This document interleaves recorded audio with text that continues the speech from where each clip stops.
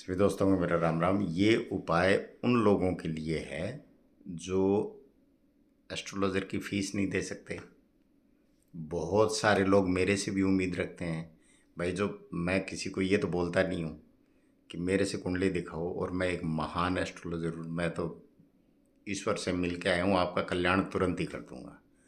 मैं भी वही बताऊंगा, रास्ता एक तरह से जितना मुझे आता है वो रास्ता ही बता सकता हूँ कि भाई ये परहेज रखने हैं और ये दान धर्म है, ये कर लोगे तो ये आपके जो है काम ठीक हो जाएंगे।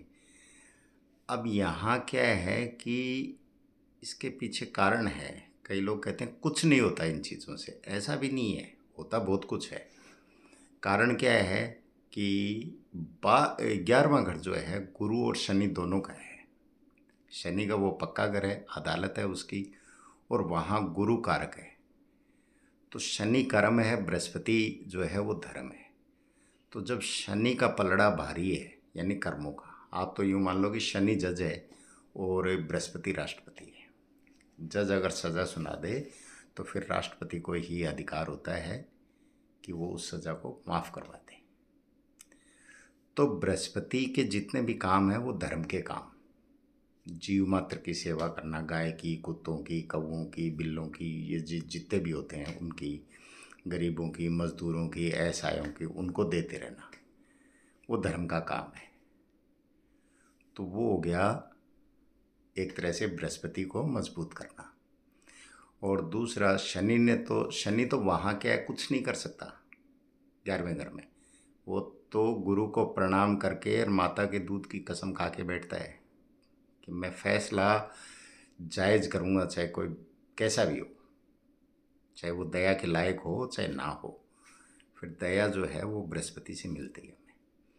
और बृहस्पति को ठीक करने के लिए उन सब लोगों को जिनके पास पैसे की दिक्कत है कि वे एस्ट्रोलॉजर से हम पूछ नहीं सकते, फीस नहीं दे सकते या महंगे उपाय नहीं कर सकते, क्योंकि आजकल तो देखो सोशल मीडिया वाले तो महंगे उपाय बताते हैं। वो तो क्या बोलते हैं, ऐसे ऐसे यंत्र है, धन की पोटली और ओरा कवच दे देते हैं जिनकी कीमत लाखों में होती है। तो आपने क्या करना है, 7 अनाज,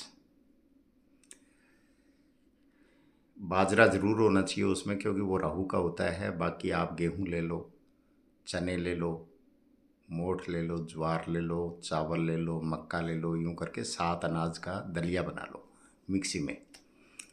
और उसमें कोई मीठा वीठा नहीं मिलाना। और वो दलिया 1 मुट्ठी आप चींटियों को डालना शुरू कर दो, 1 मुट्ठी आप पक्षियों को डालना शुरू कर दो।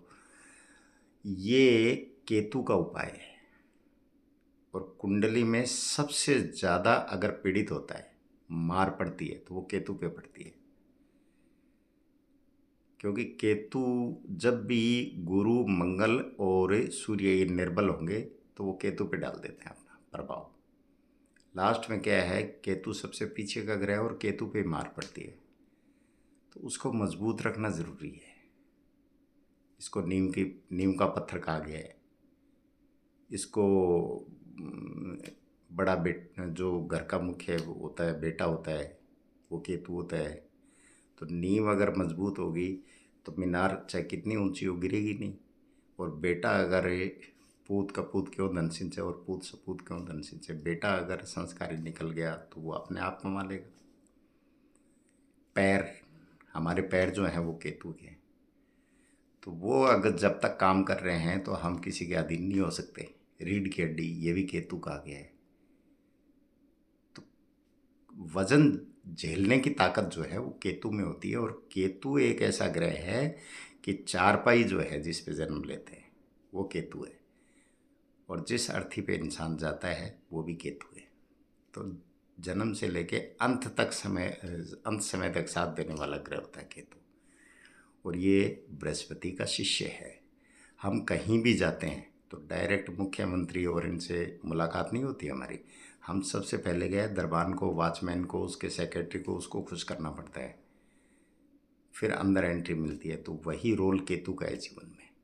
केतु हमारा वकील है, इसने परमिशन दे दी तो हमें आगे से आगे रास्ते मिल जाते हैं। तो ये 7 अनाज जो है आप पक्षियों को और चींटियों को डालना शुरू कर दो, आपको कहीं कुंडली दिखाने की ज़रूरत नहीं है। अब यहाँ ये कमेंट भी दे सकता है कोई कि चींटियाँ तो हमारे यहाँ मिलती नहीं, कोई बात नहीं, आप पक्षियों को डालना शुरू कर दो। छठा घर जो है रोग ऋण शत्रु का है, वहीं से सारी चीज़ें पनपती हैं। अगर बीमारी है तो छठे घर से होगी, अगर दुश्मनी है छठे घर से होगी, कर्ज है छठे घर से होगा, और छठे घर के मालिक के बुध और केतु हैं। तो अगर आपने बुध को ठीक कर दिया, पक्षी होते हैं बुध के होते हैं, चींटियाँ होती है, बिल में रहने वाले जानवर जितने भी होते हैं वो केतु के होते हैं। तो आपने इन दोनों में से एक ग्रह को भी मजबूत कर लिया तो आपका जो वो है झंडा बुलंद हो जाता है, आपको किसी चीज़ की ज़रूरत नहीं पड़ती। और बाकी देखो, आप लोग अपनी जगह सही हो, जो भी मुझे मैसेज भेजते हैं मतलब, और मैं अपनी जगह सही हूँ। अगर मैं किसी को ये तो कह ही नहीं रहा कि आप मेरे पास आओ कुंडली दिखाओ और मैं क्या कल्याण कर दूंगा, धन की पोटली दे दूंगा, सरस्वती ओरा कवच दे दूंगा, लक्ष्मी दे दूंगा ओरा कवच से। अगर इतनी ही ताकत होती तो फिर यह ज़रूरत क्या थी, पहले हम खुद ही रखते ना। ये तो फालतू की बातें हैं।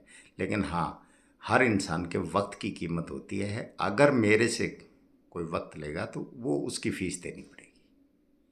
बाकी मेरे वीडियो के उपाय मैंने हर बार कहा है कि कोई भी उपाय उठा के आप करते हो जहाँ आगे ये लिखा है कि बुध का उपाय या राहु का उपाय या केतु, उसके साथ कोई भी ग्रह कहीं भी बैठा है, किसी भी कंडीशन में बैठा है, कोई दिक्कत नहीं, आप करो।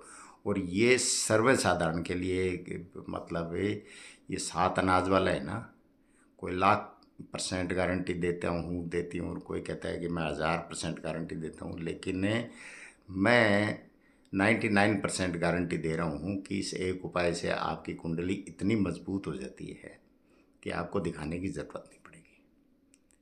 क्योंकि केतु है बुलंदी का झंडा। हमारा वकील अगर फेवर में हो गया और मजबूत हुआ हमारा वकील, तो वो हमें परिस्थितियों से निकाल लाता है। यही केतु का रोल है जीवन में। और केतु अच्छा है तो बृहस्पति का शिष्य है, वो बृहस्पति भी मान लेता है बात उसकी।